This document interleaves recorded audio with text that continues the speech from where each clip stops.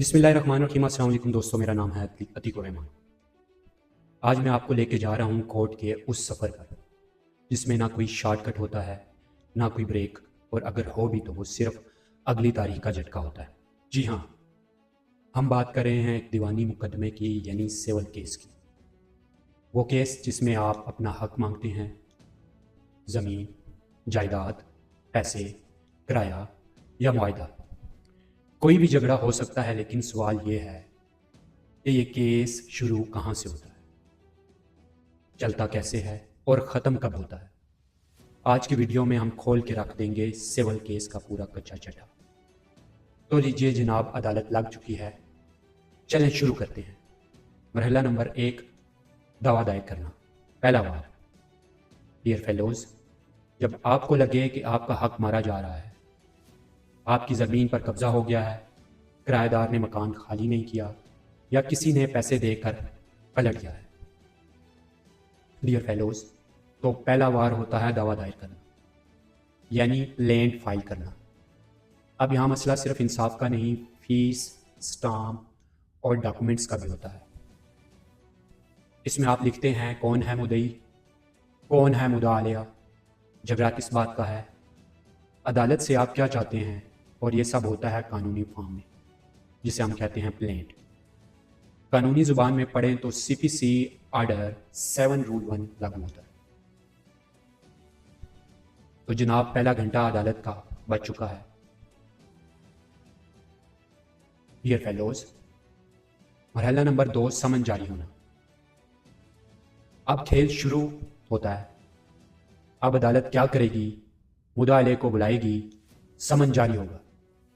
जी हाँ, ये वही लम्बा होता है जब मुखालिफ फरीक के दरवाजे पर अदालत की छाप पड़ती है, नोटिस मिलता है, बंदा हैरान होता है, ये क्या आ गया, कोर्ट से बुलावा आ गया। अब या तो वो अदालत आएगा या अदालत एक तरफा कार्रवाई शुरू करेगी। डियर फेलोज, समन का सारा तरीका दिया गया है CPC ऑर्डर 5 में। और हाँ, अगर समन ना पहुंचे तो क्या होगा? फिर होता है अखबार इश्तिहार। क्या समझे? प्रॉपर्टी का इश्तिहार नहीं, कोर्ट का बुलावा। डियर फेलोज, इसके बाद जो मरहला होता है उसमें जवाब दावा दायर करना होता है। अब तो बात बनेगी। अब आता है मुखालिफ फरीक और अदालत में देता है रिटन स्टेटमेंट, यानी जवाब दावा। अब यहाँ असल ड्रामा शुरू होता है। डियर फेलोज, जो दावा आपने फाइल किया था इसे रद्द किया जाता है। नहीं जी, मैंने कोई ज़मीन नहीं ली, ये पैसे तो मैंने वापस कर दिए, ये इल्ज़ाम गलत है। और कभी कभी मुखालिफ फरीक ऐसा जवाब लिखता है, डियर फेलोज, मुद्दई को खुद सोचना पड़ता है कहीं मैं ही गलत तो नहीं। डियर फेलोज, कानून कहता है कि जवाब 30 दिन में देना होता है, लेकिन अदालत नरम भी 90 दिन तक मोहलत दे सकती है।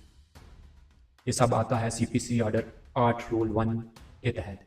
डियर फेलोज, इसके बाद जो मरहला आता है उसमें इशू का तयन करना होता है। अब अदालत का असल इम्तिहान शुरू होता है। अब अदालत बैठती है और कहती है, चलो भाई, असल मसला क्या है। ये मरहला है फ्रेमिंग ऑफ इशू का। जैसे जैसे डॉक्टर पूछता है सर में दर्द है या बुखार, वैसे ही अदालत पूछती है, क्या ज़मीन वाकई मुद्दई की है, क्या मुआहदा हुआ था, रकम ली गई थी। यानी अदालत कानूनी सवाल बनाती है जिन पर फैसला होना होता है। डियर फेलोज, ये काम किया जाता है CPC ऑर्डर 14 रूल 1 के तहत। फेलोज, इसके बाद जो अगला मरहला आता है उसमें शहादतें कराई जाती है, यानी शहादतों का मरहला। अब अदालत में फिल्म चलेगी और अब वो लम्हा है जिसका सबको इंतज़ार होता है, शहादत का मरहला। ये वो वक्त होता है जब मुद्दई कहता है, जनाबे वाला, मेरे पास सबूत हैं, ये गवाह हैं, ये डॉक्यूमेंट्स हैं। डियर फेलोज, फिर मुद्दा अलैह का वकील आता है और करता है जिरा, जिसे क्रॉस एग्जामिनेशन कहते हैं। ऐसे सवाल जैसे जिगर के पार चले जाए।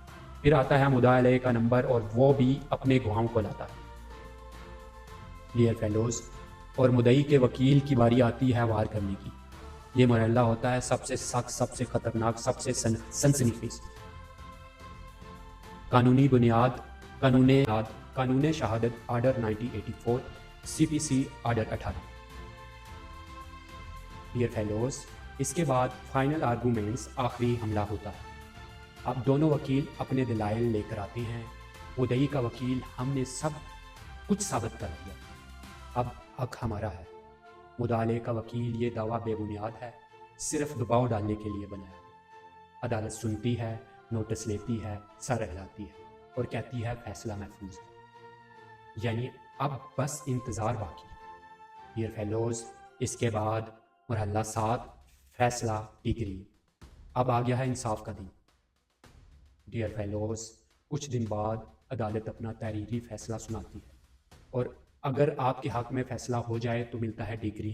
डिग्री वो कानूनी हुक्म जिसे ज़बरदस्ती नाफिज भी कराया जा सकता है।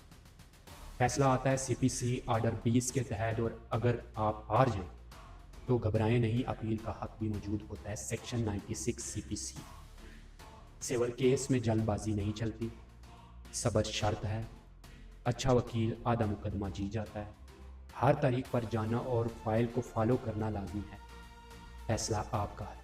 तो दोस्तों, ये था सिविल केस का पूरा सफ़र, मसालेदार, जानदार और मुकम्मल। अब आपको पता चल गया होगा कि अदालत में सिर्फ जज नहीं, पूरा खेल चलता है। अगर आपको ये वीडियो पसंद आए हो तो लाइक करें, शेयर करें और हमारे चैनल को सब्सक्राइब करें। और अगर आप चाहते हैं कि मैं डिग्री के बाद क्या होता है यानी एग्जीक्यूशन पे अलग वीडियो बनाऊं तो कमेंट्स में ज़रूर लिखें। डिग्री तो मिल गई, अब क्या? अल्लाह हाफिज़। मिलते हैं अदालत के अगले चक्कर में।